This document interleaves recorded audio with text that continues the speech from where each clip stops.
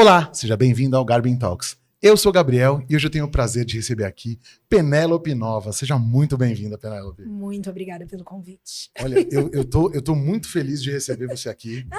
Né? A gente, assim, acompanha.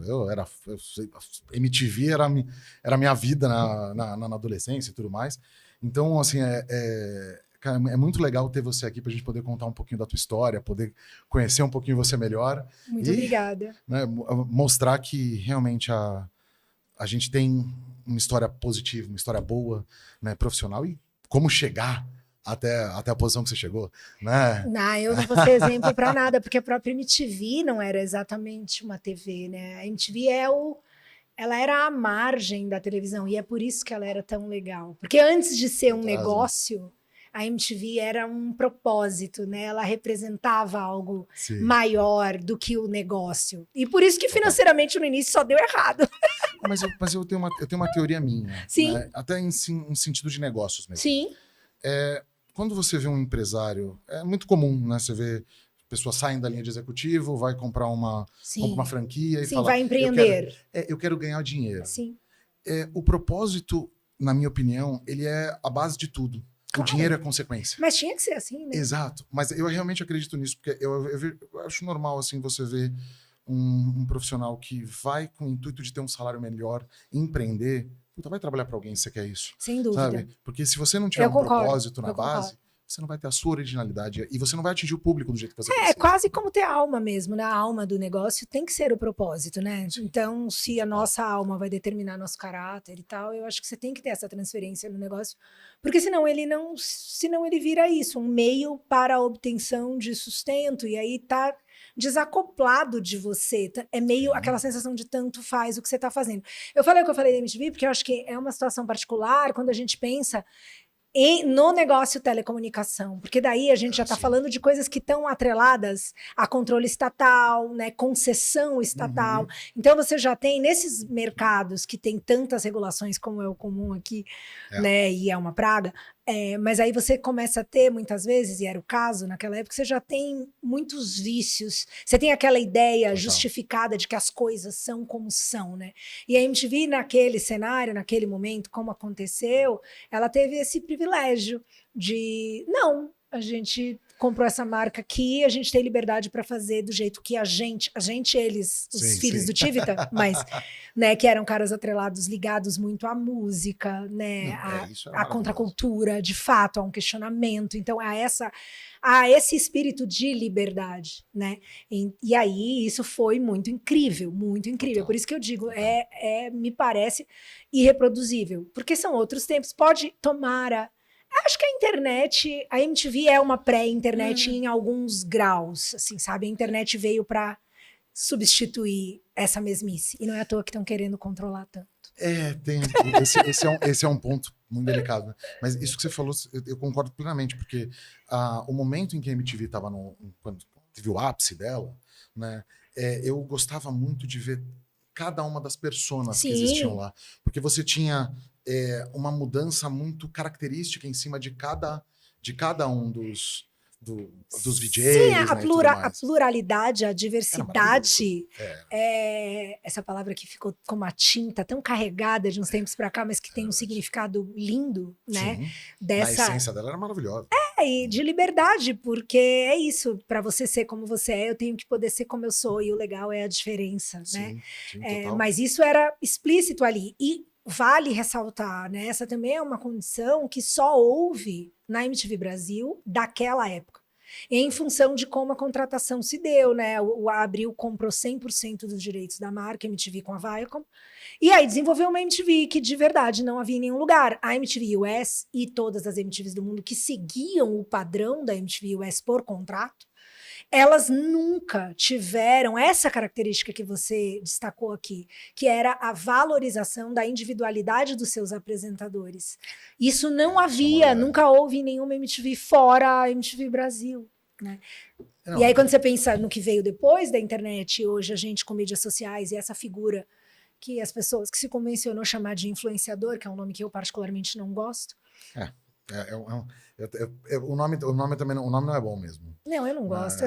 Já havia isso na época do Ponto P. Muitos jornalistas me perguntavam como é para você a responsabilidade de dar um conselho. Não, amigo, não tenho responsabilidade nenhuma. A bunda é da pessoa que tá dando ou não. Eu não tenho nada a ver com isso, entendeu? A pessoa ligou para mim para pedir um pitaco. Eu disse o que eu faria se eu tivesse no lugar dela e pelo pouco que ela me disse ali. Sim. Dizer que eu tenho uma responsabilidade da escolha dos outros. Você sabe que acho que isso foi o que me chamou muita atenção na época do Ponto P e marcou. E aí hoje, muitos anos depois, por isso que eu não gosto do termo influenciador, porque ele coloca na figura de quem tá ali falando e pode estar falando qualquer abobrinha, uma responsabilidade que a pessoa não tem. O que acontece com a humanidade que nesse momento, nessa época que a gente está vivendo aqui, no Ocidente, especificamente no Brasil, mas eu acho que é mais comum a muitos outros lugares.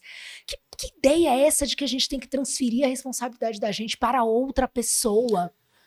Isso é uma coisa que eu também vejo acontecer muito, né? Também não acho positivo, até porque a gente vem de uma época em que a gente era responsável pelo que a gente falava, era responsável pelo que a gente fazia, e a gente escolhia o nosso caminho. Né? E a gente arca com essas consequências, né? Então, eu acho que ficou uma dinâmica esquisita e foi além só de um tipo de responsabilização, vamos dizer, moral ou social. Não, ela começou a se tornar criminal. E aí, tipo, oi? Palavras machucam, essa ideia do palavras machucam, isso... Ninguém tá dizendo que é legal xingar ninguém. A gente sabe muito bem que é feio. Isso está no Código Penal, inclusive. Mas essa é uma discussão que eu acho tão interessante e que ela desperta, ela toca em inseguranças das mais variadas e que eu sinto que são muito profundas, né? Esses dias eu falei que a gente no Brasil nunca teve liberdade de expressão absoluta porque nós realmente não tivemos. E aí eu não estou discutindo, eu estou questionando, eu estou debatendo sobre ideias que estão por trás dessas decisões, né? Então, essa associação que foi ficando... foi indo para a esfera da equivalência mesmo, de que um xingamento, né, ele é equiparável a uma violência física. E hoje as pessoas elas se indignam mais com a ideia de discurso de ódio, que é uma coisa que, tipo, cara, é alguém te xingando. As pessoas, elas... Olha, essa frase ela ficou muito banalizada, né? A expressão? Porque se tudo é discurso de ódio, nada é discurso de ódio. Não, e antes de tudo isso, que é o meu ponto, assim. Cara, vamos lá. Qual é a eficácia, de fato, de leis? Leis são punições, eu sou a favor de que haja, eu entendo que que haja um aspecto pedagógico nas leis, e é por isso que elas existem e tal. Agora, dizer que leis resolvem problemas porque alguém escreveu alguma coisa num pedaço de papel e carimbaram, o Estado carimbou e disse, está valendo, não resolve, porque se fosse para resolver, nós já não teríamos muitos dos problemas que ainda hoje estão aí, né? Sim. Então, assim, a questão é, as pessoas, lamentavelmente, muitas são idiotas. Para que a gente seja quem nós somos, melhores, piores, legais ou não, nós temos o direito de sermos quem somos. A gente tem o direito de ser idiota. Os idiotas têm o direito de ser idiotas. Você não vai matar as pessoas porque elas são idiotas. Isso seria uma idiotice maior do que provavelmente a delas. Aliás, muitos desses idiotas se baseiam nessas ideias estúpidas, imbecis e altamente condenáveis de que, sei lá, mulher isso, homem aquilo, tal raça, tal coisa. Preconceito é uma estupidez, né? A gente parte de um conceito, a gente tem uma ideia então ela é anterior, e espera-se que você não fique no preconceito, né? Sim. E assim a gente evolui, mas a regra pela regra, e aí querer dizer que se você não falar, o problema sumiu, eu prefiro que a pessoa seja idiota abertamente, aí eu vejo que a pessoa é idiota e falo, eu não quero me misturar com essa. Faço como Dona Florinda, tesouro. Não, e essa é uma base do princípio mesmo da sociedade, né? Porque quando a gente fala em liberdade de expressão, eu acho que quando a gente criminaliza a opinião é uma coisa muito complexa. Eu acho que se você tem por exemplo, se você tá dando uma opinião a favor de um crime, por exemplo, é uma coisa. Né? Não, isso lógico, você incentivar a violência. Isso é um não. problema. Mas quando qualquer coisa vira isso, você perde a essência da coisa. E o princípio mesmo de democracia e de sociedade. Porque a liberdade de expressão e a democracia, ela é você conversar abertamente e livremente com quem discorda de você. E tudo bem O a que é pessoa mais discordar. concordo, Só que é uma coisa que não 100%. existe mais. Só que a coisa ficou, a brincadeira ficou muito louca porque a ideia de democracia, que também é algo que eu questiono, e de novo, é só reflexão, né? No fim, é o governo da maioria. E aí, quando a gente tem um país que é 49-51? Como é, tipo, você entendeu? E digo mais, né? Aí você está Ayn Rand, que é quem diz que a menor minoria é o indivíduo, e eu tô mais nessa área, assim, sabe? Sim. Não é uma questão de volume, não é o percentual, é que o direito do outro é igual ao seu, Sim, né? sim. E quando você bota nessa balança, onde maior número... Então, quanto mais opressores, você entendeu? Então, não é a maioria, é sobre o direito de cada um ser aquilo que quiser, desde que, lógico, Respeite não o lhe outro também, fira, né? mas Sim, não lhe fira de fato, não lhe ameace. sim. Que esse conceito de violência, e daí essa conversa nossa, né, de que palavras não são equiparáveis à violência, é porque eu acho que a pessoa ela tem que nunca ter apanhado na vida pra dizer que um xingamento dói como um soco, um pontapé na boca do seu estômago no chão, sacou? Eu que já levei, sei a diferença. Então eu nunca vou advogar por essa comparação, né, por essa equivalência, simplesmente porque ela não existe. Ameaça de violência ou violência, isso sim é crime. Agora, um babaca que diz pra você, que te xinga de alguma coisa que ele acha que vai doer em você, desculpa te falar, mas se doeu, puta, ele ganhou.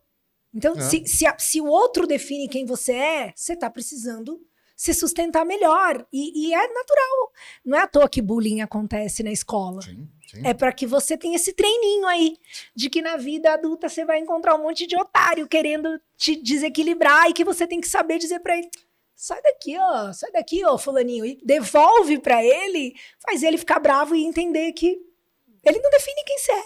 É fato, né? Não, e isso é uma coisa curiosa, né? Porque quando a gente pega 2 gerações para trás, uma geração para trás, Sim, a gente estava mais preparado para o mundo, né? porque a Isso gente era preparado. E falando em preparação, até para a gente poder falar um pouco, porque eu entendo que a MTV, nesse momento em que ela estava em que ela estava no ar dentro da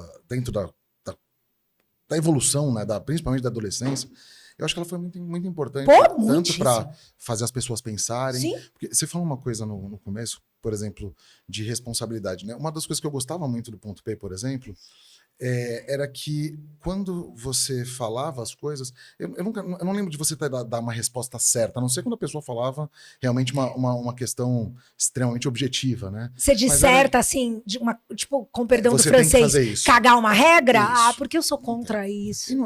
E o intuito principal da comunicação ali, que eu gostava, era assim, eu não estava ouvindo histórias, não era comigo, né? Eu ouvia uma história e eu falava, porra, O exercício olha, da empatia, você faz pensar sentido. como que seria pra você, né? Pô, eu quero ser esse cara que falou isso pra essa mina? Ou não? Né? Então, Eu quero era ouvir essa a isso minha de uma briga, era essa a minha brisa. Não, isso é uma coisa que eu achava muito legal.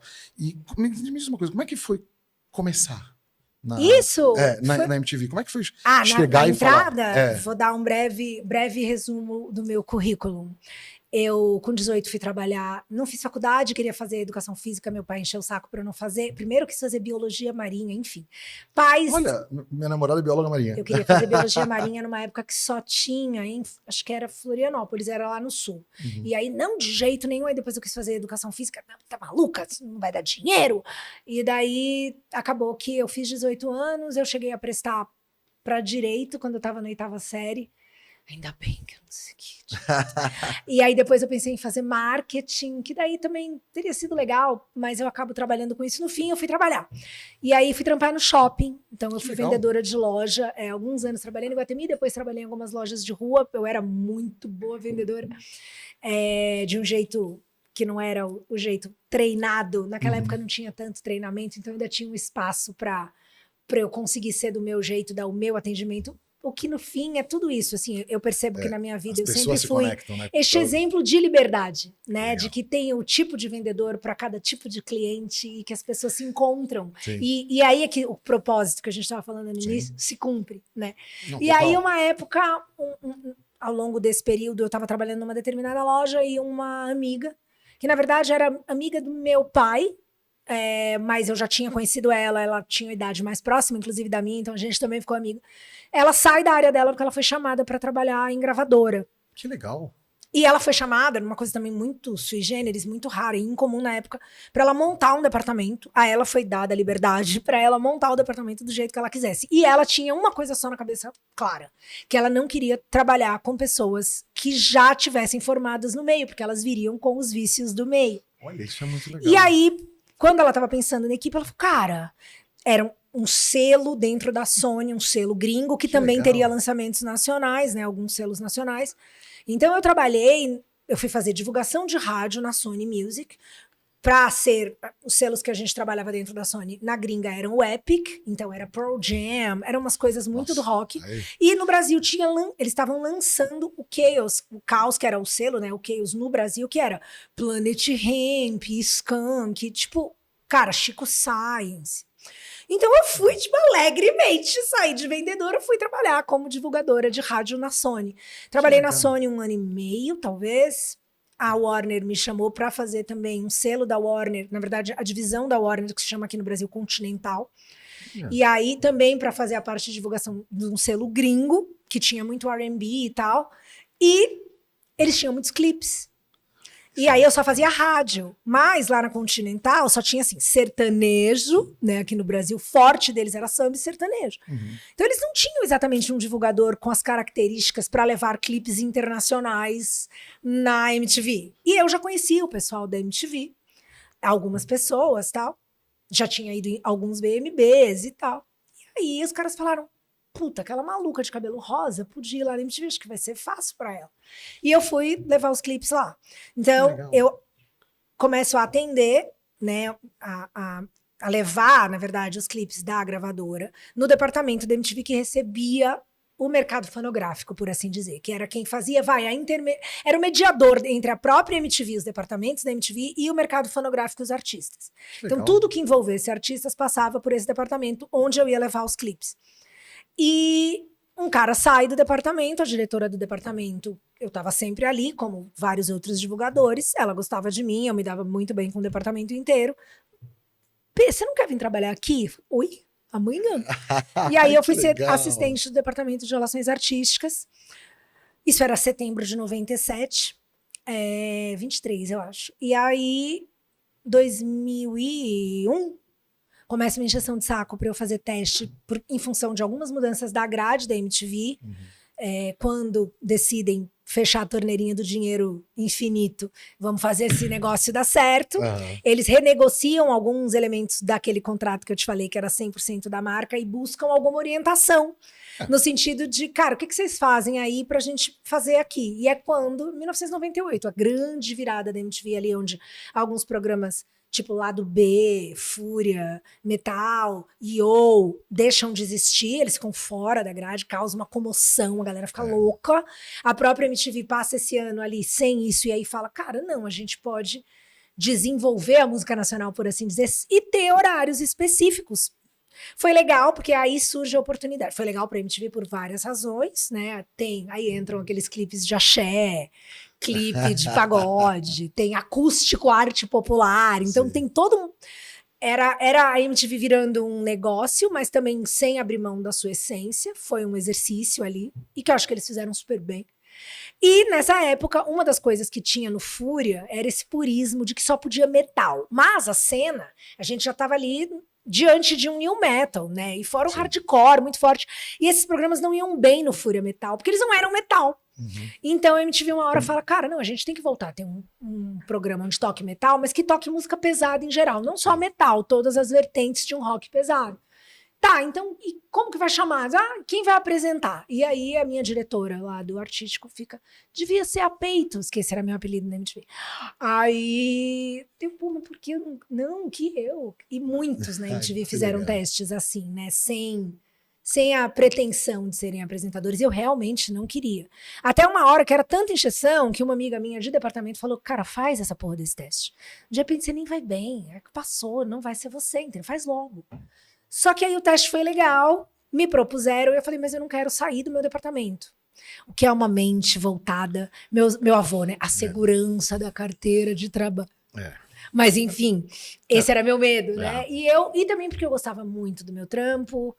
E aí eu fiquei 2 anos, onde eu consegui manter as duas coisas. Eu comecei a apresentar alguns programas e era ainda assistente do departamento. Até que no 3º ano, me propõe um programa diário com o Léo Madeira, que era o Pulso. E é por isso que eu viro só VJ. Mas já é o ano que o Ponto P, por exemplo, ele estreia.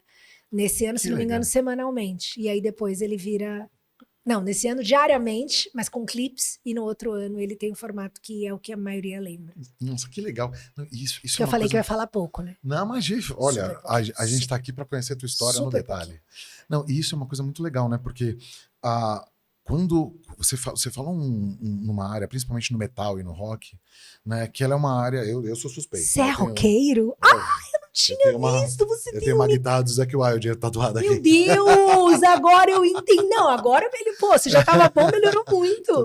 Que massa. Não, e assim, eu vou ser muito sincero, ao longo do tempo eu fui, até em função de fazer teatro também um pouco, sim, eu fui abrindo muito a mente para outras coisas e hoje eu sou extremamente... Eu vou de salsa a death metal. Assim, bom, mas uma coisa que foi realmente um período, eu não posso usar a palavra decadência, mas talvez de diminuição de protagonismo do metal e do rock. Mas o rock morreu, pode falar decadência. O azar é do mundo. Eu não quero afirmar o azar é do mundo. O azar não é nosso. A gente viveu o rock e a gente carrega esse espírito na gente. Mas para o mundo...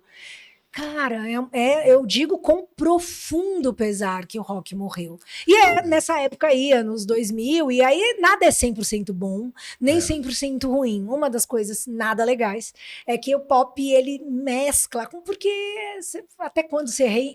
Quantas coisas você pode inventar musicalmente falando? E aí a gente deu uma mesclada em tudo e tudo se diluiu e aí vai ter um momento já há alguns movimentos e tal, porque a gente foi para esse modelo, que é o modelo da internet de descentralização, que eu particularmente gosto muito, onde essas coisas voltam a ter seu espaço e numa proporção. Eu acho que é bacana porque representa essa diversidade que a gente acha boa. Não fica essa ideia de que, para fazer sucesso você tem que fazer uma coisa. Acabou, né? Lembra aquela época que eram aqueles mega shows do Michael Jackson, da Madonna, cara, hoje em dia é impossível você ter isso. Os shows eles já estão até muito mais profissionalizados, né? Você vê o próprio Allianz Parque, que é aqui próximo, ou o próprio Morumbi, você já tem um esquema mais montado. Por mais que às vezes você tenha shows grandes. Sim, diminuiu muito. E aí, lógico, você tem isso, aqueles números grandes, acho que imbatíveis, como foi o Rock in Rio 1, aquela coisa.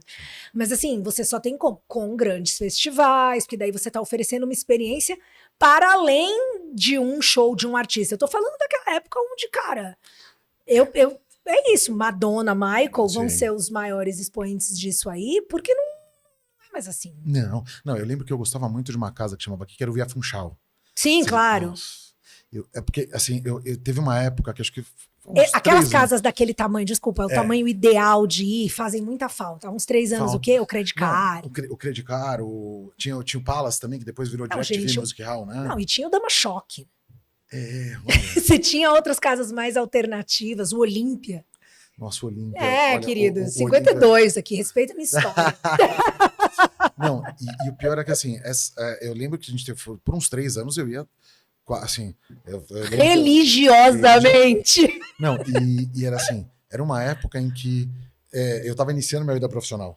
Sim. Então, shows eram 10% do meu salário. Sim, mas... Né? Eu gastava os outros 70% para pagar o colégio e sobreviver. Só que isso era uma coisa que era, assim, os melhores shows que eu já fui na minha vida... Nenhum deles foi em grandes estádios. Sim, porque não são os melhores shows que a gente vai na vida. Você quer, olha, tá aí, pra tu me arrancar de casa pra ir num festival, tem que me pagar. Literalmente. O último que eu fui. Eu não vou, amigo. O último que eu fui foi realmente um festival incrível. Eu não vou. Eu não sei se você lembra do SW, acho que uns 15 anos atrás. Tem tempo, hein? Eu lembro. Eu não fui, 14. Mas eu lembro. Não, eu lembro que esse dia eu gostei muito porque tinha algumas bandas que eu nunca tinha visto, Sim. né? E que eu gostava Mas o muito. SWU era o que? Era no Jockey? Não, esse foi em Itu, ou Ah, é Paulínia. longe, não, Era tá. longe, era longe. Mas foi o último grande Não. que eu fui. Mas a qualidade é sempre Ah, não, no show menor era muito melhor. É sempre aquém. É, E aí isso é tem toda a verdade. função. Tem o estacionamento, aí Mas você tem anda chuva, léguas. é aberto, Aí você vai chuva. no banheiro, demora. Aí você vai pegar uma água. Eu olho e falo, gente, não, eu vejo o show da minha TV com uma puta qualidade e tal. Senão, não. E aí eu tive várias vezes a sorte de literalmente ser paga para ir ao festival fazer um outro trabalho. E aí é muito massa. Sim. Daí você une o útil ao agradável. Mas ir Sim. só pelo show, muito, muito, muito difícil. Pra avisar, eu tô muito afim de ir no AC/DC. É um desses que é bem capaz de me tirar de casa. Eu tentei comprar, não tinha mais, então. É que o AC/DC, quando a gente tá falando dessas bandas mais clássicas, né? Gente. Acredito que pra você seja a mesma coisa que eu. Isso remete mesmo a um sentimento nostálgico puro. É que não né? são muitas pra mim, né? O AC/DC é uma dessas muito, muito poucas que, putz, filha da mãe, realmente, se eu conseguir esse ingresso, eu vou sair de casa, pegar esse trânsito pra poder parar longe, vou. Se eu conseguir o ingresso, né? Porque é isso, eu tentei comprar e já não tinha mais. Esse esgotou muito rápido, né? Eu lembro Muito! Eu lembro de um que acho que o que eu fui que mais me tocou, acho que foi o último grande show que eu fui, que foi em estádio, que foi no Allianz Parque, foi o do Ozzy.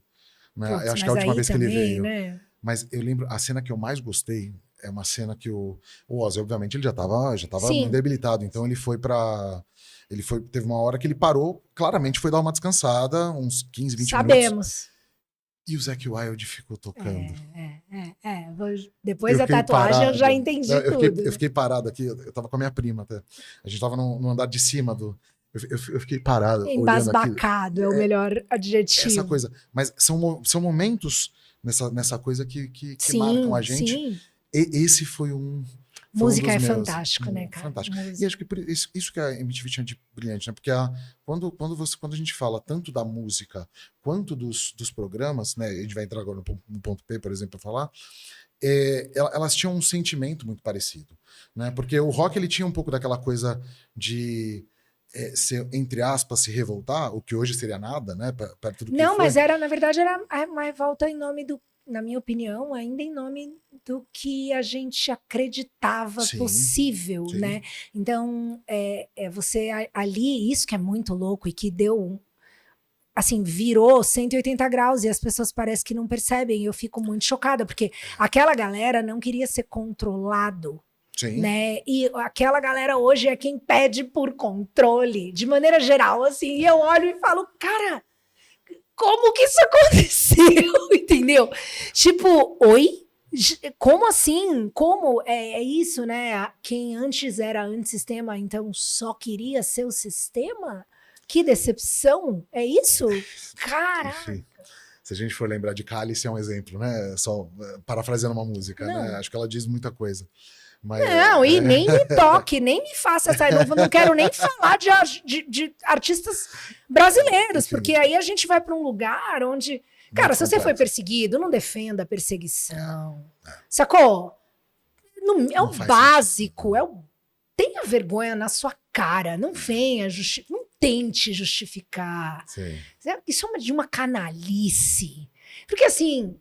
Que é um erro, né? E eu lamento por aqueles que cometeram, mas de novo, né? A culpa é deles, não é minha. Não, eu sei o que eu defendi. Eu sei o que eu defendi. Eu defendi liberdade.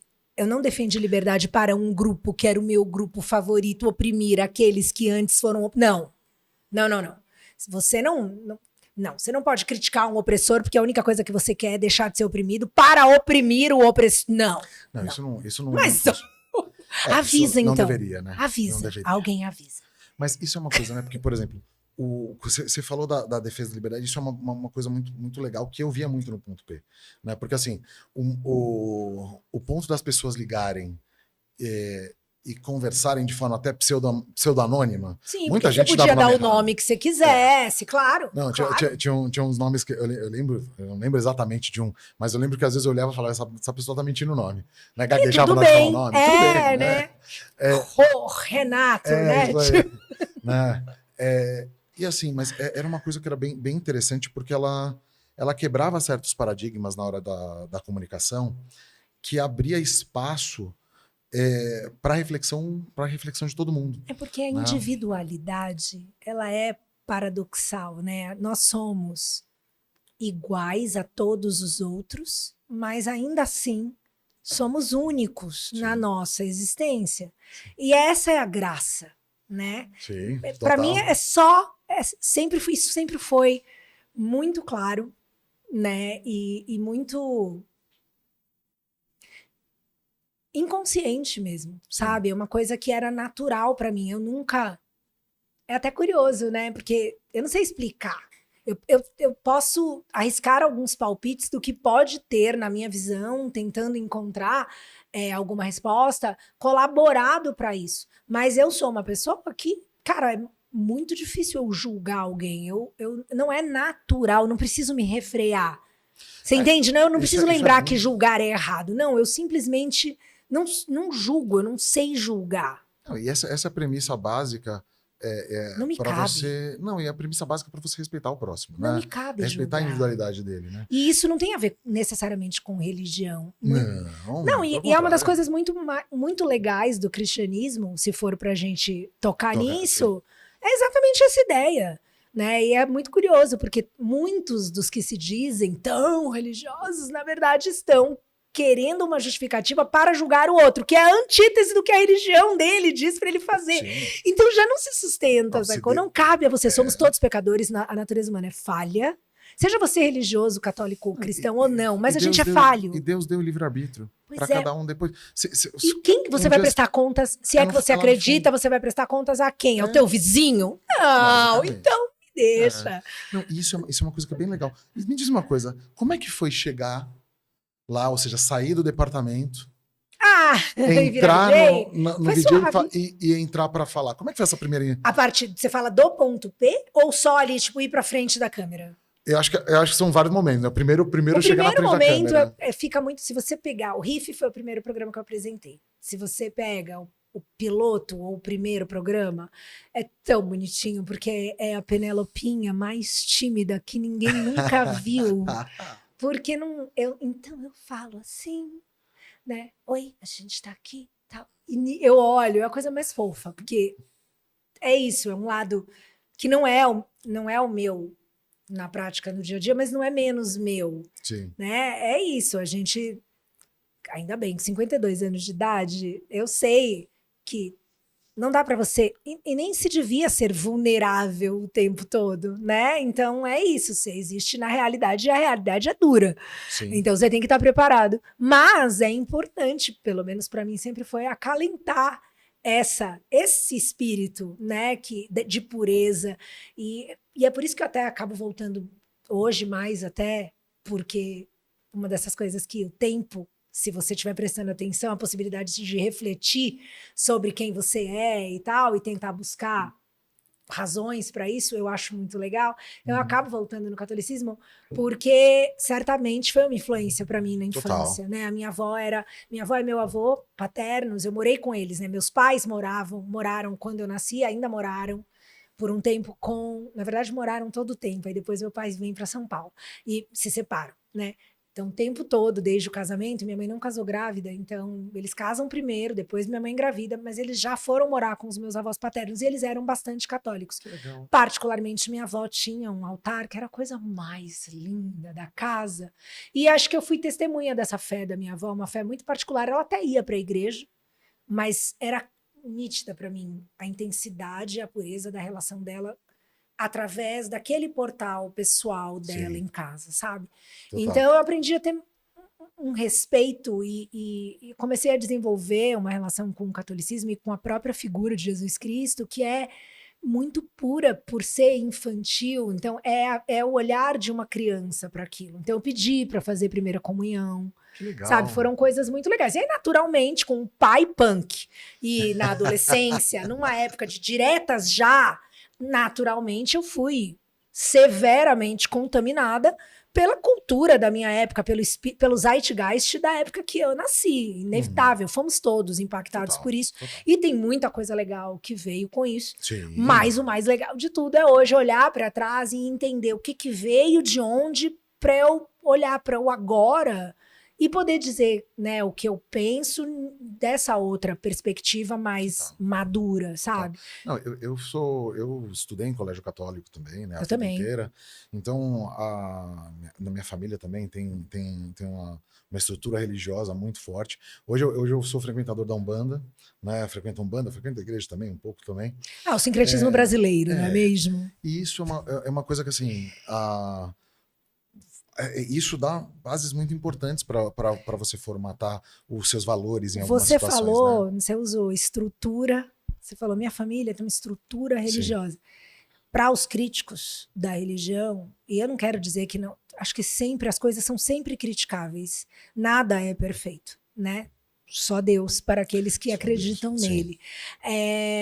Que é o meu caso. Hoje, tanto quanto na infância, que né? legal. Esse é um reencontro legal. Mas eu super respeito quem não acredita, tenho E tudo amigos bem. que não acreditam.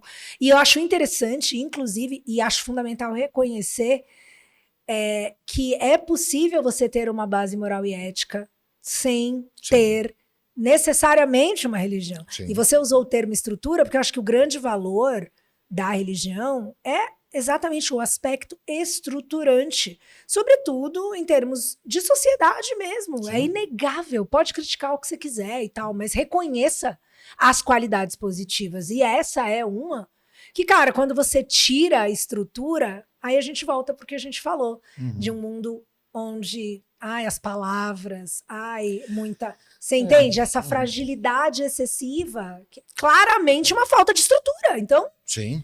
Não, e quando a gente avalia até. Eu tô falando até a parte econômica da coisa e toda a parte brasileira como um todo mesmo, ela também segue preceitos que tem seus princípios morais muito colocados, né? Então, a gente, assim, tanto na parte de opinião, como na parte de o que eu vou empreender ou não, ou o que eu vou fazer na minha vida, se eu faço você isso, está falando isso eu no posso. Brasil? A realidade. Isso A geral. realidade. Ah, mas Ah, pelo amor de Deus, é bom, por das exemplo, piores coisas. A gente aqui é mais amarrado do que sei é, lá o quê.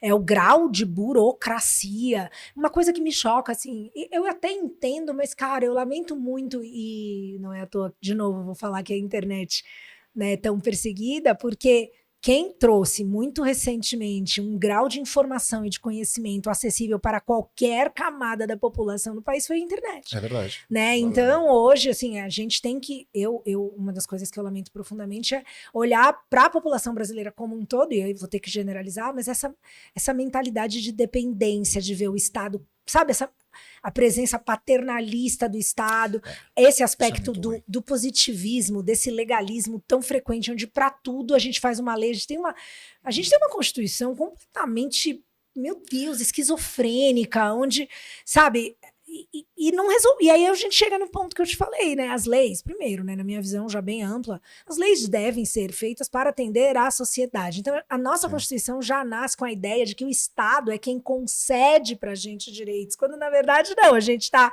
contratando uma administração, né?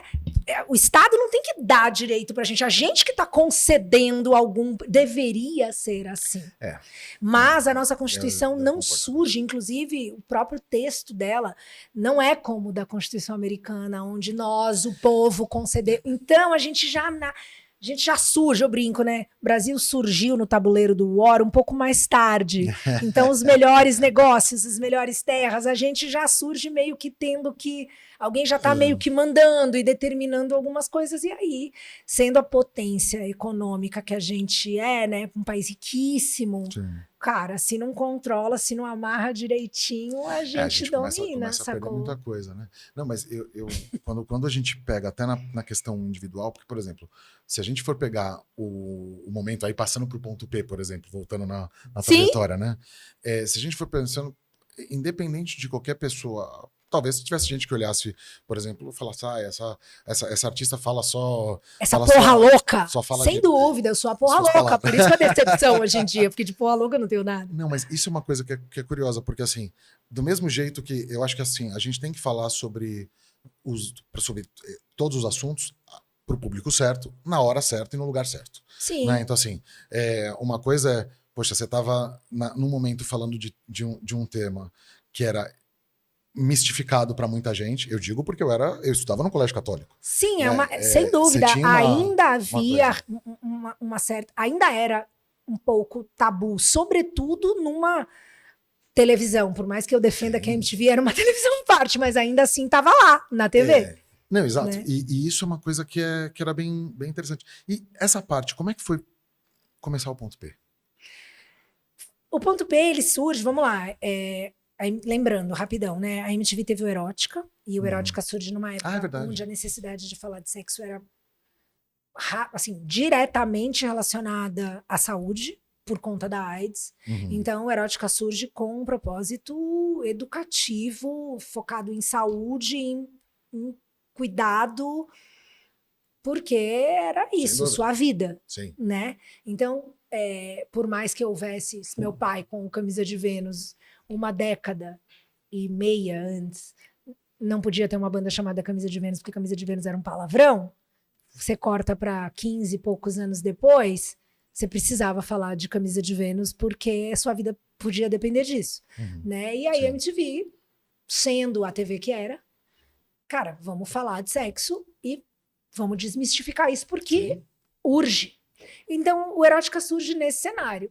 A MTV tinha esse hábito que eu acho muito salutar, de não deixar formatos enjoarem, né? Então... Isso era muito legal. Muito. Isso era grande muito sacada, legal. Né? Muito legal. Um dinamismo que hoje na internet ele fica evidente, mas que naquela época ninguém pensava assim. Não, né? Os programas eram feitos para durar a vida inteira. Os programas lá duravam o quê? 1 ano, 2 no máximo, 3? Não, às vezes mais. O Erótica, por exemplo, se eu não me engano, eu posso estar enganada, mas se eu não me engano, talvez 4. Tá. Porque foram, acho que 2 anos de Babi, que é a primeira apresentadora, depois teve outra apresentadora, uma Tati, depois uma outra Tati. Então, eu posso estar enganada, mas acho que foram 4 anos. Só que aí, esse aspecto responsável do sexo também começa a pesar. Então, eles falam, cara, acho que não, vamos tirar, cumpriu a missão, tira. Só que eu acho que não ficou nem 1 ano sem programa sobre sexo, porque o assunto era bom. Então, acho que teve um movimento interno lá de, não, mas vamos falar de sexo. Que tal se a gente trouxer de volta um pouco da alegria do sexo, do prazer, do componente gostoso, né? Sem abrir mão da responsabilidade, mas vamos lembrar, né? Sim. Já demos essa aula aí, vocês já sabem que camisinha na mão, pá, mas vamos pra cima. E aí eles montam um programa que se chama PIP MTV, onde o Jairo, então eram 3 cabines, tinha o Jairo, né, que ele vem do Erótica. Era você e a Didi? Isso, era Jairo, Didi e eu. Cada um numa cabine, né? Jairo na azulzinha, Didi na rosinha e eu com ETzinho na verdinha. E é ali que, então, assim, eu tava 1 ano fazendo o riff, no outro ano. No ano que eu fiz o riff, eu fui convidada do Erótica, do último ano, acho que o último ano do Erótica.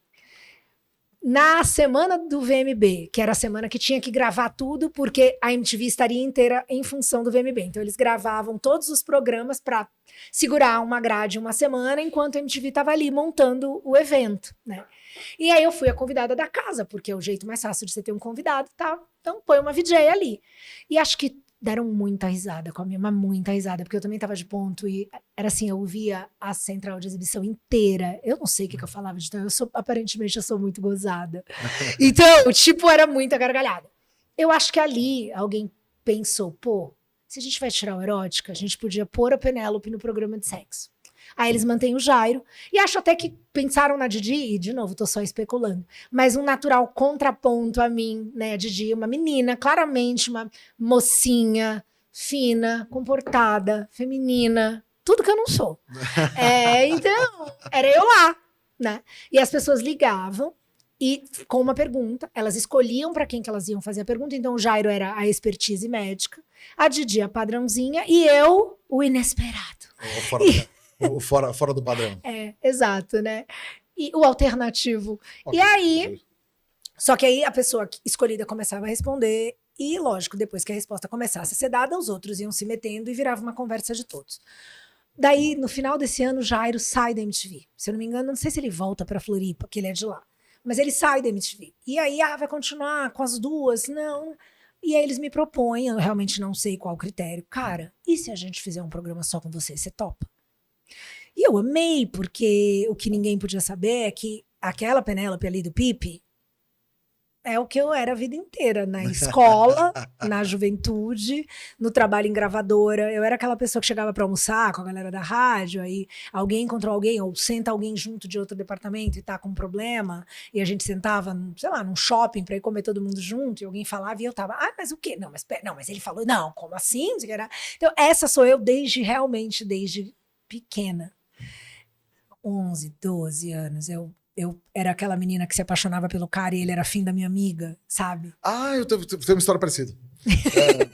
Só Então, assim, sou eu a vida inteira. E aí me chamaram para fazer uma coisa que já era espontânea em mim e talvez por isso tenha ido bem e tenha se destacado, por exemplo, no PIP. E aí eles tentaram, decidiram testar, né, e puseram, então vamos fazer um programa, vai chamar Ponto P. Eu amava o nome cenário do primeiro ano, era o cenário mais lindo da vida. Ele não durou muito tempo, porque ele era num estúdio maior e tal, mas nesse primeiro ano ele ia ao ar de segunda a quinta. A MTV naquela época tinha tido um programa chamado Al Dente, que era apresentado por modelos e eram clipes sensuais. Então eles tinham uma modelo apresentando um programa. Aí eles falaram, não, a gente vai acabar com o dente, mas o assunto é sexo, a gente põe a Penélope, ela atende um telefonema, entra num clipe. Vai para intervalo, atende outro telefonema, tem um clipe, vai para intervalo, atende outro telefonema, tem um clipe e acabou. Era meia hora de programa de segunda a quinta. Só que aí ele vai bem, e eles realmente me testaram, né? Era um programa tipo, sei lá, acho que era meia-noite, sabe? Não. Põe a doida ali, vamos ver como é que ela vai, entendeu? E aí a doida não era tão doida, só parecia doida. Acho que é meio isso, que de fato, muita gente hoje diz, cara... Eu tô finalmente consegui assinar um contrato com a Abril para rever os telefonemas do Ponto P e fazer reacts, né? Que legal! Então eu peguei um canal que eu tentei ter em 2018, na época chamava Pay Ponto, nessa expectativa do Ponto P, então era a Pay Ponto. Mudei o nome dele, porque hoje eu quero falar de saúde como um todo. Eu entendo que sexo e relacionamento é um pilar da saúde, mas eu, que treinei a vida inteira, fiz dieta a vida inteira, agora passei pela menopausa uns anos atrás, tipo...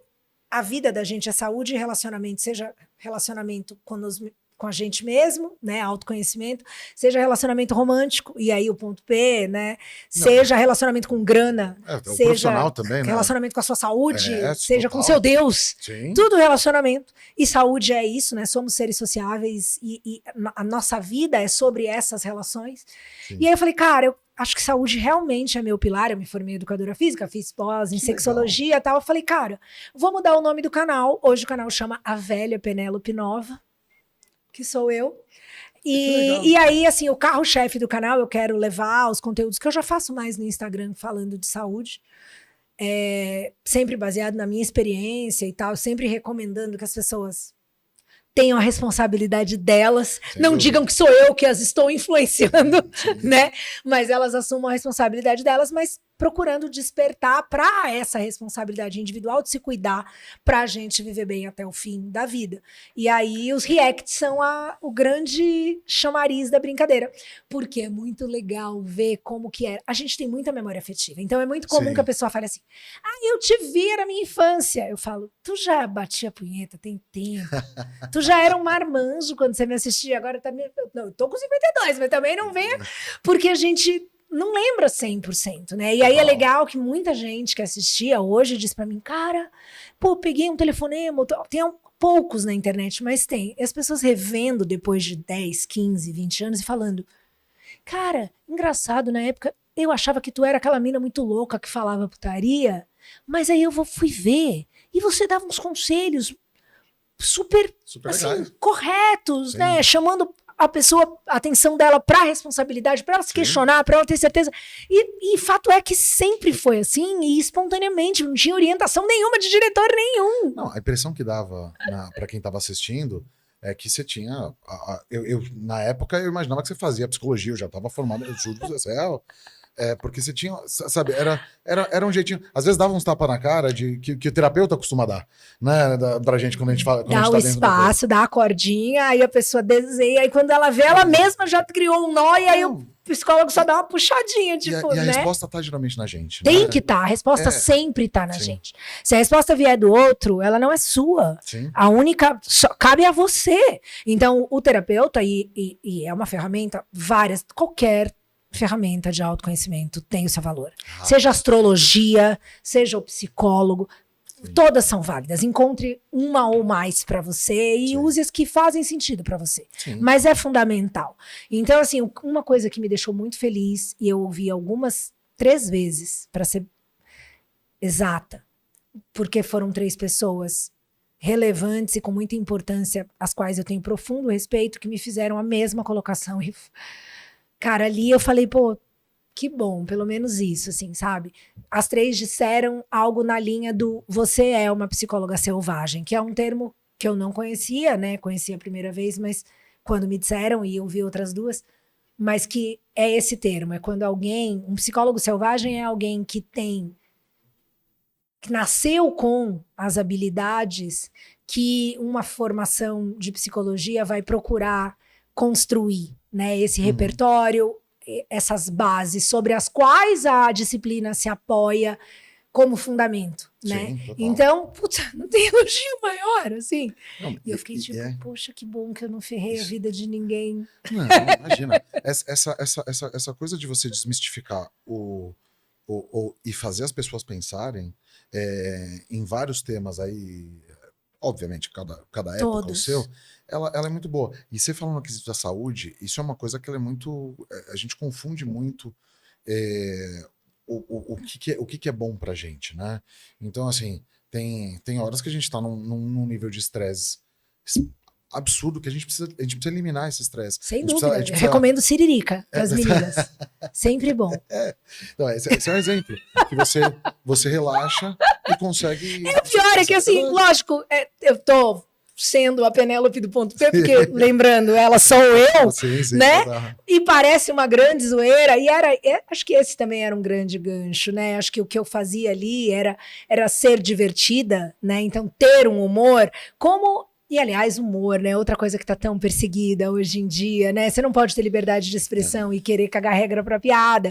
Então, assim, mais uma vez, os assuntos como a saúde, né? Esses assuntos, eles são interconectáveis, todos, porque todos eles impactam a gente. Mas o melhor desarme vem dessa graça divina para mim, que é rir de você mesmo. Se você não consegue rir de você mesmo, você é um bosta. No sentido de ser a pessoa mais frágil do mundo, que um peteleco, um xingamento de um Zé Mané pode te destruir. Então saiba rir de você mesmo, porque ninguém é perfeito. Então ou você se apropria das suas falhas e, lógico, tenta melhorá-las, mas para isso primeiro você tem que reconhecê-las e entender que, vamos trabalhar aqui no que é você, mas olha para o outro e vê que ele tem falhas também, né? Então é uma dança onde você busca equilíbrio, e que parece difícil, mas que devia... E lógico, ela tem as suas dificuldades, mas a vida também não é fácil, entendeu? Não, exatamente. Não, e essa questão de enfrentar os desafios e ir passando eles passo a passo vai deixando você mais forte. Mas aí você toca no grande barato, né? Que é exatamente isso. E eu vi uma garota que eu gosto, a Nanda Guardian, tava vendo, onde ela tava, não lembro, participando de um programa talvez, e ela fez uma distinção que eu pensei, foi esses dias, eu pensei, tenho que lembrar da Nanda falando isso, então tô dando crédito para ela, porque eu como mulher, né? E aí toda essa questão do movimento feminista, e aí o movimento feminista tem várias fases, então a gente está nesse mundo tão que ou é preto ou é branco, então é um contra o outro, e aí o feminismo, ou é o feminismo é a melhor coisa do mundo, ou é uma bosta que atrapalha, tipo, eu não acho nenhuma coisa, eu acho que as lutas por direitos iguais, as conquistas, né? Toda vez que nós caminhamos recentemente na sociedade para a promoção de direitos iguais, estamos acertando, né? Total. Agora, a hora que isso vira uma disputa por privilégios e por... Enfim, aí eu já não, acho que passou um pouco do ponto, né? Acho que o ponto ótimo das coisas a gente tem que entender. Mas o que a Nanda falou, e aí eu falei, eu como mulher, Porque existe um termo, e aí vem essa coisa também, né, da linguagem usada como ferramenta política, que também me incomoda muito. Várias palavras passaram a ter uma tinta, elas vêm carregadas de um determinado significado, e é tão chato se chamar mentira de fake news. Tipo, cara, uma mentira é uma mentira. Toda campanha política sempre teve um candidato difamando o outro, e aí agora isso mudou de nome, e aí tem uma lei que nem existe, e aí estamos penalizando pessoas. Não, não, não, não, não, né? E aí, dentro desse papo, a mulher empoderada, um termo, né? E aí a Nanda fez uma distinção que eu achei fantástica. Não, peraí. Empoderada é porque alguém te deu o poder. Não, não, não, ninguém te deu o poder. Você conquistou o poder. Então você é poderosa. Ou uma mulher independente, ou uma mulher poderosa. E poderosa, assim, não é pra oprimir ninguém, não. Não é superior a ninguém, mas é alguém que conseguiu realizar a sua autonomia, a sua... Porque, cara, cagar essas regras, assim, como se... Eu sou pela mulher ter direito de ter filhos e ser sustentada pelo marido, tomara que ele possa, e se eles forem felizes assim... Maravilha. Porra, por favor, tem mais é que ter o direito. Agora dizer que todo homem tem que... Você só é homem se você sustentar a sua mulher. Meu irmão, tu tá no Brasil! Oi, acorda, não é assim não, entendeu? As mulheres não foram levadas para o mercado de trabalho por uma razão maravilhosa, elas foram por necessidade. Eu acho que não tem que ter a proibição, elas têm que ter o direito, porque você não é igual, uma mulher não é igual a outra. Então, se uma quer ser pintora, se a outra quer ser dona de casa, se a outra quer ser empresária, se a outra... Que cada uma seja o que ela quiser e que a gente dê condições enquanto sociedade para que elas se realizem nessa pluralidade, sacou? E aí, se você conseguiu o que você queria, do jeito que você queria, você é poderosa, não empoderada. É mais ou menos por aí. Eu acho que hoje eu tenho essa necessidade, assim, de pelo menos, pra mim, de novo, não tô impondo pra ninguém, é só a minha opinião. É somente, você tem todo o direito de cagar pra minha opinião. Fique à vontade, eu não tô nem aí. Eu não quero convencer ninguém de nada, eu só quero poder ter a minha. Não, isso é uma coisa que é importante, né? Porque quando você vê, por exemplo, uma mãe que... Por exemplo, uma mãe solteira, com 2 filhos, ralando pra trabalhar pra caramba, dando uma boa educação pra esses filhos, porque ela escolheu isso, eu acho essa mulher extremamente poderosa. Não, ela é poderosa, mas o que me incomoda é quando vem alguém e fala umas coisas, tipo, e tem gente aplaudindo, tipo, como é? Na mulher solteira de 30 anos, problema. Oi? Como assim? Por quê? Porque se ninguém quis ela até os 30... Aí eu olho isso e falo, oi? Não. Sacou? Sim. Não, nem tanto para um lado, nem tanto para o outro. Porque nessa brincadeira de, é de direita, é de esquerda. Eu sou de mim mesma. Mas de que lado que você tá? Do meu. Eu tô do meu lado, eu penso por mim mesma. Agora, dito isso, não sou... Que também é outra cobrança, meu Deus, né? Sempre alguém tira o cu do meu dedo. Eu tô aqui com o meu dedo, a pessoa vem e bota o cu no meu dedo. Tira o cu do meu dedo. É muita cobrança. Sim. Mas então, a isentona. Não, querido, é assim, a gente idealiza, eu idealizo e penso o que eu acho que seria melhor para mim, sobretudo, né? E aí eu vou ver dentro da realidade o que mais se aproxima daquilo que eu acho que seria o ideal para mim, como um adulto faz. Não, e se você pegar o fato de você... Isso é uma coisa muito ruim hoje, porque se você não repete o que outras pessoas estão falando... Não, o grupo. Você tem que fechar com uma galera. Não. Era assim na adolescência. Eu acho que você até pode ter sua preferência, não tem problema. Né? Você pode ter sua preferência na sua. Você deve. Só que se você concordar 100% com isso, isso, você provavelmente está sendo enganado. Mas, exato. E é isso, assim, os grupos, de uma maneira geral, né, existe essa pressão para que você entre num grupo, e uma vez que você está num grupo, esse grupo ele não tem o mínimo espaço dentro dele para discordância. Sim. Eu acho isso assustador.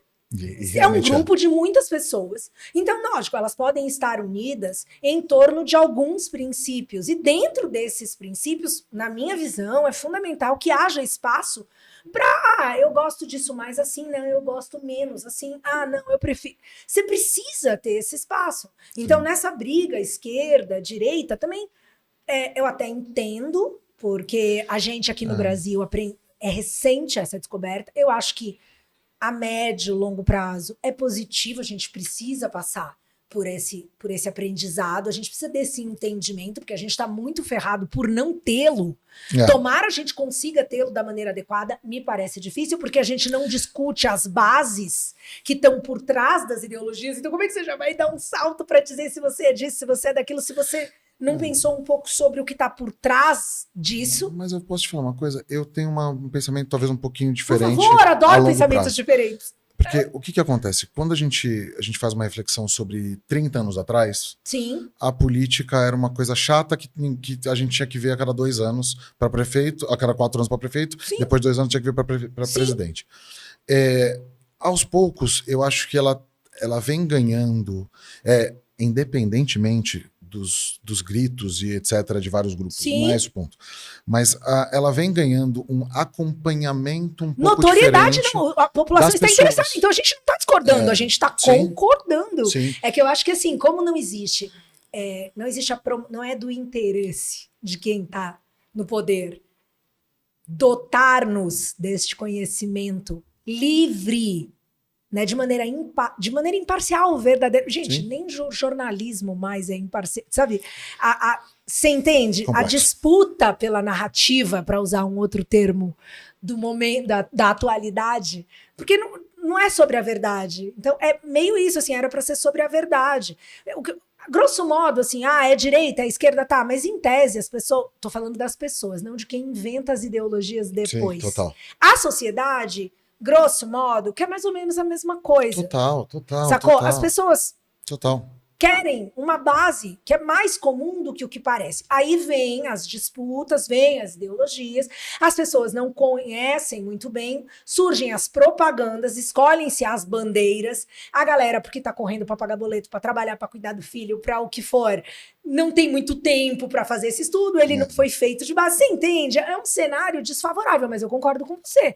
Aos trancos e barrancos, e com a internet, essa gracinha que nos ajuda muito. Sim. A gente, quem quer, as pessoas estão acordando para a importância de entender melhor, porque isso impacta diretamente a nossa vida. Sim. E aí, se apropriando e buscando mais conhecimento. Por favor, eu sou por isso. Mas na briga esquerda-direita, tem alguns checks que, tipo, cara, tu é capitalista? Não dá pra tu ser de esquerda, né? Aí é o básico, assim. Ou dá, porque a China é capitalista, mas é de esquerda. É complexo. Não, e isso é uma coisa que é assim, o discurso, você falou uma palavra que é muito... a palavra narrativa, ela tem uma... carga, ela né? tem uma coisa de quem conta a história. Mas né? Então, assim, se a gente partir desse pressuposto, né, de sempre vai ter uma disputa realmente por quem está contando a história, claro, e vai puxar o sardinha pro seu lado. Quem ganha a guerra conta a história. Basicamente. Só que eu acredito que a maturidade, aí falando mais de maturidade como talvez da minha geração e um pouco do começo da próxima, né, tá um pouquinho já voltado. Eu faço 42 agora, sim, né? Então, assim, quem tá com 32 também, naquela faixa ali, 10 anos atrás também, você vê um acompanhamento um pouco melhor de entender, por exemplo, claro, o que é importante para mim. Claro. E justamente isso, de que não é... Quem possibilitou isso? A internet ajuda muito, muito, muito. Muito. E isso é uma porque coisa a gente acordou, antes diziam sempre a mesma coisa, sim, em todos os lugares. Então, se você discordava, tipo, você se sentia um pouco estranho. Você falava, eu devo estar errado, porque todo mundo pensa aquilo. E aí, você dá um fast forward, você descobre que não, nem todo mundo pensava aquilo. Apenas todo mundo que tinha o alcance para dizer o que todo mundo pensava, dizia para você que todo mundo pensava, sim, aquilo. Sim. Não, e as pessoas que falavam o contrário, né? E aí eu vou até incluir, vou fazer um paralelo da MTV junto, de novo, porque eram figuras vistas como eu vou usar a palavra estranha no sentido de são os outsiders. Ser diferente. Por favor, você pega, por exemplo, o Enéas.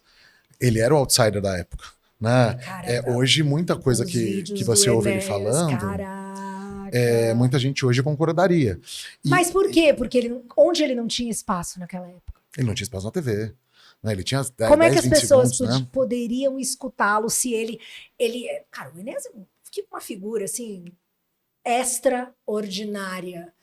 A quantidade de saber que ele acumula, vindo de onde ele veio. Aquilo ali, médico, pelo amor de Deus, quantas línguas, quantas formações. Você vê ele... aquela coisa fantástica, que é a grande propaganda dele ali, quantos segundos ele tinha, ele tentar condensar o máximo de informação naquela fala que ele fazia. Cara, era óbvio, era muito fácil colocá-lo como um louco, porque ele era visivelmente, no mínimo, excêntrico. Não, né?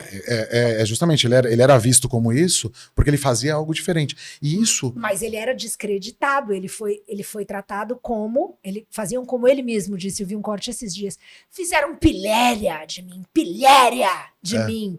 E o português, o vocabulário, tipo. Mas por quê? Porque havia um controle. Não é verdade? De uma narrativa. E aí, se você não concordava com aquilo, você se sentia exceção. O que a gente não sabia é que essa galera era a maioria.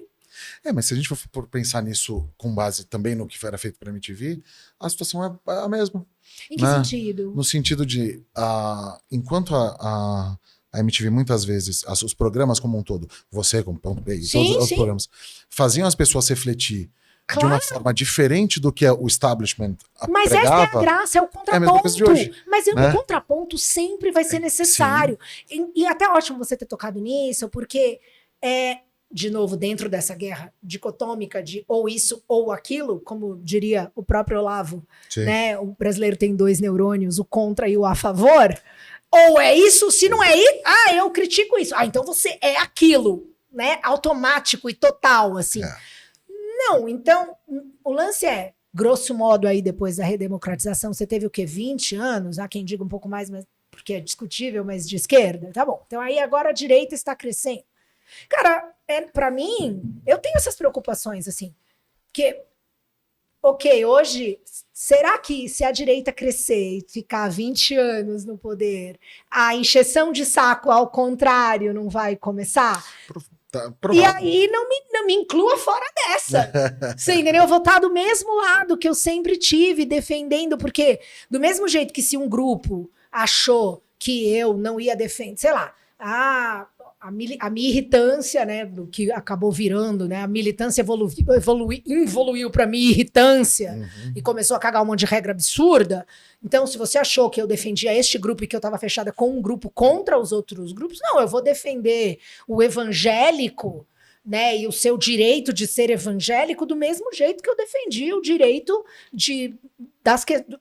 dos gays e dos que estavam ali em busca de uma liberdade de expressão do seu amor mais livre. Sim. E é isso. Então isso vale. Total. O barco viking da sociedade, que é sempre isso, né? O meio tá aqui, aí a gente e passa. Aí entendeu? E não, cara, de novo, princípios e valores.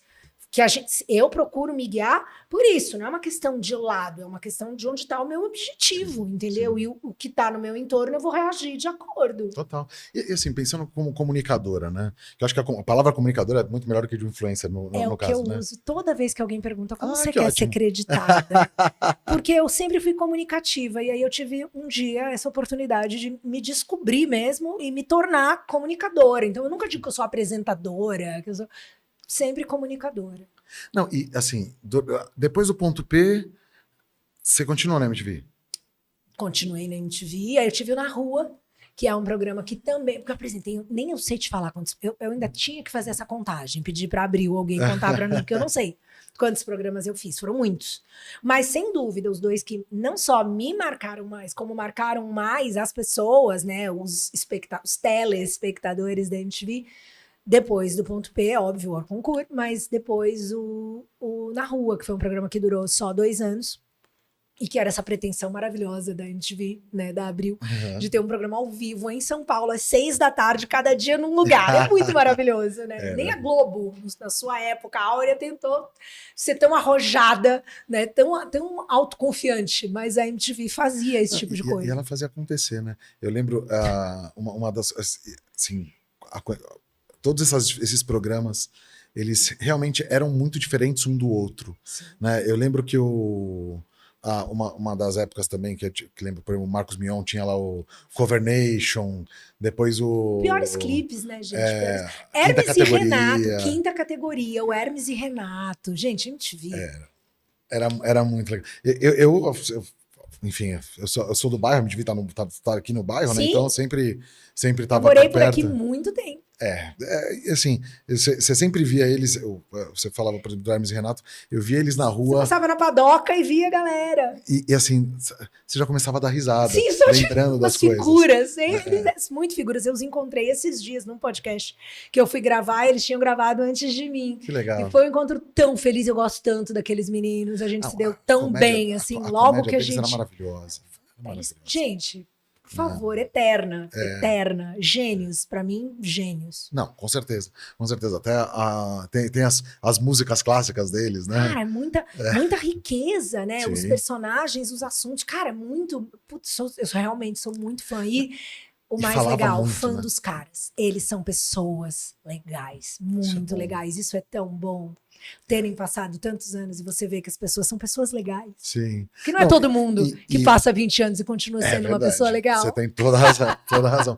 Não, e essa questão, por exemplo, eles falavam indiretamente de muita coisa, né? Muitas vezes você se identificava com um personagem aqui, com outro aqui, daí mostrava um jeito irreverente de até de viver, de aceitar o outro, né? Exato, porque essa complexidade, se você começa a detalhar, fica chato, né? Se você começar a explicar, tem que ser tudo... O lance é você, como você disse, assim, você percebe sem precisar pensar. Né? Essa é a sacada. E esse eu acho que é o segredo, na verdade, quando a gente fala até da arte como um Sim, todo, né? Essa é a grande qualidade. A gente pegava, por exemplo, Chaves, né, os Trapalhões e outros muitos. Você tá falando só de humor. Humor é uma puta ferramenta. Eram maneiras de encarar as situações, mas os problemas, os desafios, de um jeito irreverente, aceitando o próximo. Né? Mas E eu acho que isso a MTV fazia muito no seu discurso. Eu gostava muito Sim. disso. Né? Assim, Você acha que a MTV hoje seria como era antes? Olha, eu vou ser muito sincero. Eu sou fã de algumas partes, de duas televisões do Grupo Abril. Eu era muito fã da TV Ideal também, que era um outro... Sim, outra proposta completamente diferente. Pouca gente conhece. Fanzaço. Inclusive o Márcio Mussarela esteve aqui. Ah, que legal. Foi um dos nossos convidados. Eu assistia muito eles. E, assim, era uma proposta inovadora mesmo. Total. Então, assim, eu gostava muito dessa coisa. Eu acho que hoje ela não só faz falta, como... Mas você acha que ela existiria como você acha que hoje ela seria que ela no formato digital ela funcionaria. Mas você acha que ela ofereceria o mesmo que ela ofereceu 20 e tantos anos atrás, do mesmo jeito? Você acha que a MTV seria livre como era naquela época se ela existisse hoje em dia? Eu acho que assim como naquela época, ela daria um jeito de se comunicar dentro das... Sem tomar os seus pênaltis, tendo os cuidados na coisa, eu acho que ela daria um jeito. Porque a gente teve muitos momentos em que a gente teve uma comunicação limitada, né? E eu acho que esse é mais um, que a gente vai ter que aprender a como achar os buracos e como passar a mensagem certa. A gente vai ter que inventar a nova receita de bolo. Se já foi um dia receita de bolo, a gente vai ter que arrumar um outro... É isso aí. Uma outra coisa para substituir a receita de bolo, mas que mantenha esse significado. E essa comunicação como um todo, né? Ela vai se aplicar em todas as situações, Sim. Né? Então, assim, desde a parte de... Não adianta, não vão controlar o pensamento. Quer dizer, com o transhumanismo eu tenho um pouco de receio, porque a galera bota digital, bota retina, bota cara em qualquer lugar. Eu fico olhando, eu falo, meu Deus, essa galera é muito confiante. Mas se a gente for para lá, vamos voltar para os arlequinos do Império Grego. Sim. Né? Império Grego, romano, agora não sei. Sim.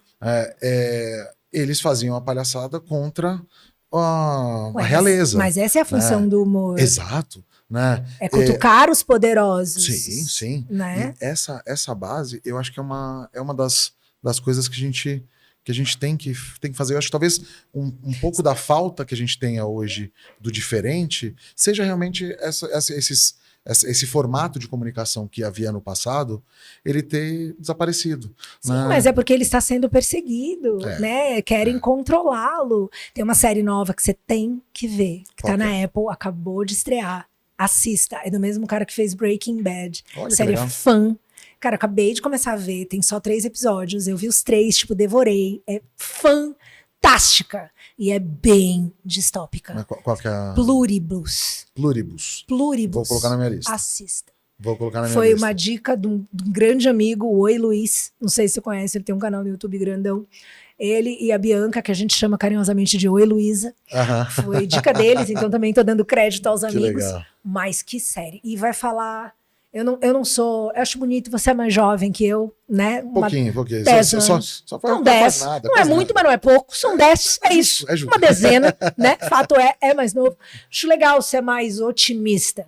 Eu acho que, infelizmente, o ser humano é facilmente seduzível e ele é ludibriado. Eu falo por experiência própria. Então, assim, como o nosso tempo de vida é curto, eu acho que a gente tende a fazer maus negócios. E é um risco grande. Eu sei que, na hora que baixar a Matrix, eu sei que meu lado é do lado de fora da parada, vendo Vendo a coisa acontecer. tentando escapar. E deixa eu falar uma coisa. Até pra... como é que foi o pós? Pós-MTV? É. Cara, nada dura pra sempre, né? Eu sempre soube que ia acabar. E normal, assim. Eu nunca tive ilusão de que eu iria ter uma carreira em outra TV, porque, como eu disse, desse jeito, a MTV não era uma TV. E talvez pela experiência do meu pai com música, mercado fonográfico, até mesmo a minha, né, por ter trabalhado nele, eu já sabia o suficiente sobre o funcionamento real das telecomunicações e tal. E a natureza mesmo de negociata da sua independência para pertencer. E é algo que nunca teve nos meus planos. Então, eu nunca tive, não é nem a ilusão, eu nunca tive a expectativa de trabalhar em outra emissora. Não porque eu não desejasse continuar trabalhando com comunicação, mas porque eu sabia dessa limitação que seria imposta e eu sabia que eu não ia aceitar e então não foi nenhuma surpresa. Eu cheguei a participar de algumas coisas. Eu fui para a Fazenda, né?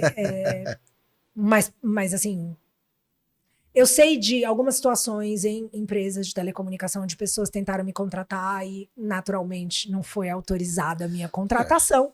E tá tudo certo, porque se tem uma coisa que eu não me faço é de vítima. Na verdade, eu me orgulho, né? Tá tudo certo. A gente escreve nosso caminho, né? Tá tudo certo, entendeu? E aí depois você foi fazer educação física. Na verdade, tudo meio ao mesmo antes. tempo, porque quando eu ainda estava na MTV, eu já tinha, por exemplo, o Instagram tinha começado a existir, né? Então tinha o Twitter, tinha o Instagram. Eu sempre gostei muito de imagem, então o Instagram sempre falou muito alto comigo, sempre, né, me conectou muito. E aí, rapidamente, eu entendi que, putz, eu já queria na MTV, eu tentei convencer pessoas a fazerem lá dentro, porque ponto P já era comportamento, não era música, e houve vários programas assim sobre comportamento. Então eu tentei avisar que o fitness ia ser um supermercado e que saúde era um grande mercado, e eu tentava falar em termos de mercado para convencer os businessmen, mas eu sabia que era um pilar importante, que tinha uma função ali, e que era algo que me interessava e que eu praticava, que eu buscava saber e eu queria falar em nome. Lógico, nunca engrenou ali dentro, né? E aí eu, falei, se eu quiser falar disso em rede social, eu treino tanto, podia fazer uma faculdade. Fui fazer educação física, depois eu fiz uma pós em sexologia, que também eu só pude fazer porque eu tinha um diploma da área da saúde. Então hoje eu tenho esses 2 diplomas, uma hora eu vou ter que ir. Acho que eu vou ter que ir, por conta dessas cobranças, ou não também. Eu gostaria de poder ter o tempo para me dedicar a fazer algum tipo de formação em nutrição, até. Mas é isso, toda vez que eu falo sobre nutrição no meu Instagram e eu falo com alguma frequência, eu sempre recomendo. Porque não dá, né, pra você querer que uma pessoa, pra falar da experiência dela, ela tenha uma formação médica. Você não precisa ser um médico pra falar de como a saúde funciona pra você. Então eu faço a ressalva de que é sobre a minha experiência, a minha saúde. Sempre recomendo que as pessoas busquem orientação profissional. Mas como naturalmente eu não toco, eu sou uma antissistema por natureza, né? E a gente tá num momento onde todos querem lhe controlar, porque você não pode... Não questione. Make oral fiction again, não é verdade? Por favor. Então, eu tô nessa batalha aí de chamar atenção para essa possibilidade de que a coisa mais legal da vida é pensar por você mesmo e fazer suas próprias escolhas, sabendo quem você é. Isso é muito legal. Isso é muito legal. E hoje, né? Eu vejo que você fala muito sobre fitness mesmo e sobre alimentação e tudo, mas eu fiquei curioso sobre Manda. alimentação carnívora. Ah, mas se você ficar curioso, eu sinto que você tem um grande potencial para se tornar um Olha, carnívoro eu vou te dizer de que sucesso e de saúde, porque o S, nesse caso, é de ambas as coisas. Cara, você já ouviu falar em dieta cetogênica? sim. Tá, Eu então já fiz por um período. você chegou a fazer cetogênica? Sim, fiz. Me diz rapidão, assim, o que você consumia na sua cetogênica? Olha, eu consumia ovo, Tá, né, queijo, tá. a carne como um todo, Que tipo né? de carne que você comia nessa época da Nessa época foi cetogênica? uma época que eu tava fazendo um trabalho para perder peso de forma um pouco mais Então você não comia gordura aguerrida. saturada? Eu A sua comia gordura vinha do pouco. abacate, do azeite? Não, nem Nem de castanha? Não. Peraí, você fez uma não dieta pegava- cetogênica sem gordura? Eu tinha olha, deixa eu tentar lembrar o que eu tinha. Eu tinha meu café da manhã era um iogurte e 2 ovos. Uhum. Acho que era isso. Como Aí- você fazia esses ovos? Eu fazia Com azeite? Com manteiga? Com o quê? um azeitinho, uma coisinha assim, nessa Aham. linha. Almoço.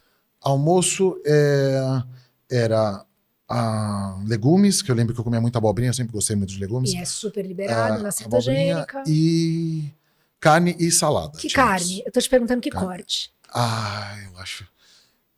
Agora eu não lembro. Eu acho que eu pegava mais filé mignon. Sim, carnes peito de magras, frango, né? Tá, e à peito de noite? frango, um peixinho. À noite repetia o almoço e na hora da tarde eu lembro que eu pegava queijo e iogurte. Posso te dar uma notícia meio bombástica? E aí Pode. eu te recomendo vários médicos excelentes que podem validar ou não, eles vão te dizer. Eu vou te dar o meu parecer, que não é técnico acadêmico, certo? Perfeito. Mas é a minha leitura de alguém que é bastante interessada nesse assunto. Você não fez dieta cetogênica. Ah, não? Me falaram que era. Mas é que quem te falou... Porque assim, vamos lá. O que é a cetogênica? A cetogênica é a dieta que vai fazer seu corpo entrar em cetose. Cetose é aquele processo onde você produz corpos cetônicos. O que precisa acontecer para você ter esses corpos cetônicos para o seu corpo entrar em cetose? Uma das coisas, né, e a principal, você ter um consumo de carboidrato muito, muito, muito baixo, quase desprezível, tá? Sem entrar... Então essa parte você fez certo. Você suprimiu carboidratos. O que eu só vou rapidamente te dar uma referência. Eu achava que tinha feito cetogênica, porque no final da década de 90, eu fiz uma dieta que ela é de base cetogênica. E eu achava que aquilo era uma dieta cetogênica, e eu não me senti bem fazendo a dieta cetogênica naquela época. E eu, na época, achava que, então não é pra mim. A cetogênica não é uma dieta na qual eu me adapto bem. Eu demorei mais de 20 anos para ter o conhecimento necessário para entender que o que eu fiz, assim como eu acho que você também não fez, cetogênica, o que eu não fiz e eu acho que você também não fez. Por quê? Porque eu recomendo a ingestão de gordura na dieta cetogênica, ela é fundamental, porque na prática, o que o seu corpo vai fazer em cetose se você continua em cetose, ou seja, numa alimentação cetogênica por um período prolongado e ininterrupto, você vai manter essa cetose. O que vai acontecer em virtude de você estar em cetose? Seu metabolismo energético, ele vai mudar e você vai começar a usar a gordura como fonte de energia.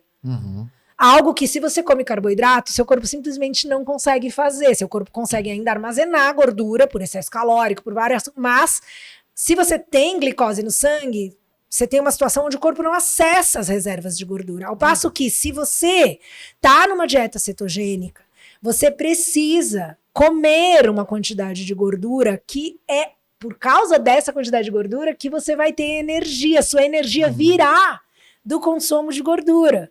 E o corpo, ele vai armazenar, mas ele não vai travar a gordura como ele faz na presença do carboidrato. Por quê? Porque, grosso modo, ele olha e fala... tá mandando gordura.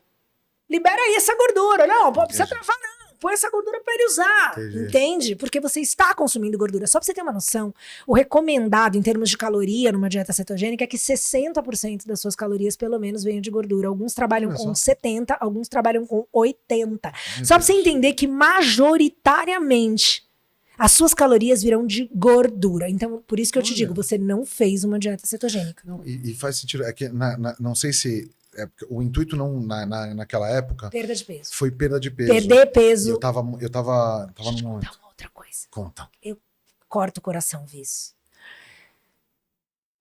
Eu tô fazendo a carnívora. A carnívora é a dieta cetogênica mais restrita, certo? Tá. O que é que a dieta cetogênica carnívora mais ainda, porque ela é a mais restrita e ela acaba sendo a que dá, ela que tem o resultado mais amplificado, vamos dizer assim. Olha, O que é a coisa mais fácil de você obter? Para o que se recomenda uma dieta carnívora? E aí a cetogênica também, para perda de peso. A coisa que você mais perde numa dieta devidamente feita, né, feita corretamente, numa carnívora, você vai comer muita carne, muita proteína animal e muita gordura animal, e você vai perder muita gordura por estar comendo muita gordura num ambiente livre de glicose. entendi. Então, você não teve, você vê, para perder gordura, e isso dá um bug mesmo na cabeça das pessoas, porque a gente aprendeu diferente, né? E foi o grande choque para mim, porque, e de novo, não sou nutricionista, não sou médica, mas eu ouvi isso de muitos e muitos médicos, eu busquei essa informação em fontes e fontes e fontes excelentes. Você tem a sua experiência de vida também. Por isso. Mas além dela, você tem umas questões fisiológicas que, de novo, é como as coisas são. Demonizaram a gordura saturada na década de 60.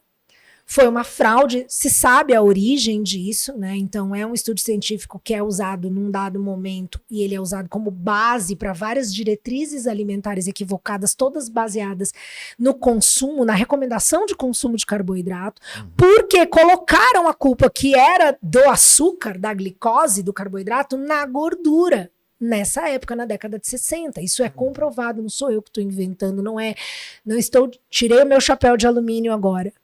Porque a ciência, ela não é estacionada, né? Ela não Sem dúvida. Para ser ciência, ela tem que poder ser questionada, porque a ciência se faz com questionamento. Não, até a base, né? Porque geralmente os estudos científicos, quando você publica ele, você vê muita gente falando, né? O fulano questionou o trabalho de ciclano e faz parte. Sim, mas o ponto, você tocou em estudos científicos e hoje a gente chegou num momento onde tem estudo científico para o que você quiser.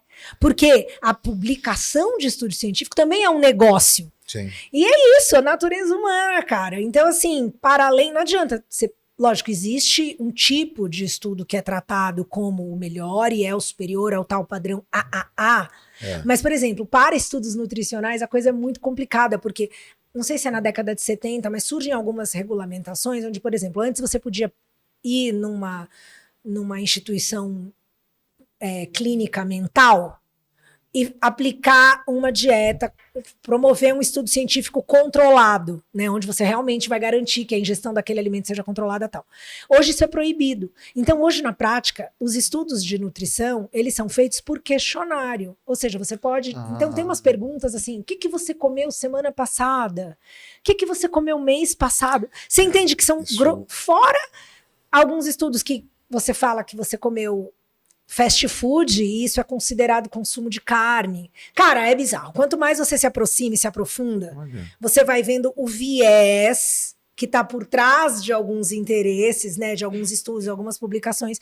Então é o que eu falei, você tem que pensar por você. Mas a dieta carnívora é algo que eu estou completando 2 anos nela e, assim, agora fazendo direito, com a quantidade de gordura certa, entendendo que gordura saturada não faz mal para o coração, que carne bovina, por eles serem ruminantes e terem a capacidade que a gente não tem, né, do sistema digestivo de extrair vitaminas e sais minerais de plantas, porque nós não somos herbívoros, né, nós somos carnívoros. A gente não tem estômago para comer um brócolis. Mas o brócolis tem um monte de coisa. Tem um monte de antinutriente também. Né? Então é um papo para uma outra. Dá para fazer outro programa falando só disso. Vamos combinar. Mas assim, eu realmente acho que vale. Para quem se interessa, se você gosta de comer carne, a saciedade, que eu nunca senti uma vida inteira fazendo dieta, eu aprendi muito a controlar a fome. Eu nunca imaginei que era possível simplesmente não ter fome.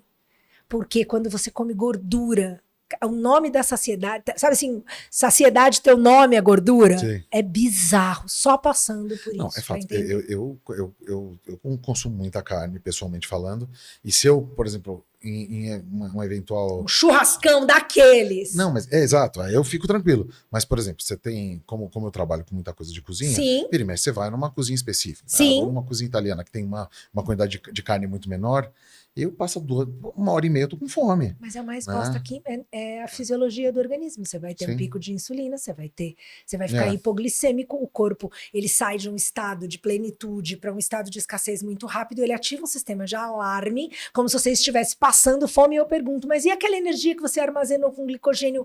Tá onde? O corpo não sabe, porque ele não identifica, entendeu? E ele não consegue pegar da gordura, então ele faz você comer de novo. E aí a gente teve uma educação, sei lá, pirâmide alimentar, 6 refeições por dia, com um pouquinho de carbo entre elas. Quando é que a sua glicemia baixa? E aí você vai para a saúde e você vai entender que essa inflamação crônica em níveis relativamente baixos, que a presença dessa insulina alta o dia inteiro, a pessoa come o dia todo, ela não tem um esvaziamento gástrico, que é promotor de saúde, porque dá condição para o seu corpo cuidar de outras áreas. Não, ele está sempre demandando uma energia para essa digestão. Cara, é um cenário...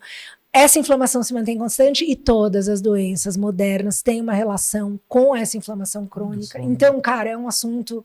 Sabe um assunto urgente? Um assunto que me move por propósito? Eu acho que isso cabe em um outro programa pra gente... Então, já tenho data pra voltar! Inclusive, eu tenho um presentinho pra você aqui. Mentira! Verdade. Ai, gente, o P de presente. Por favor, espero que você goste. Ai, meu Deus. É pra abrir aqui? É, pode abrir. Que vai sair daqui de dentro.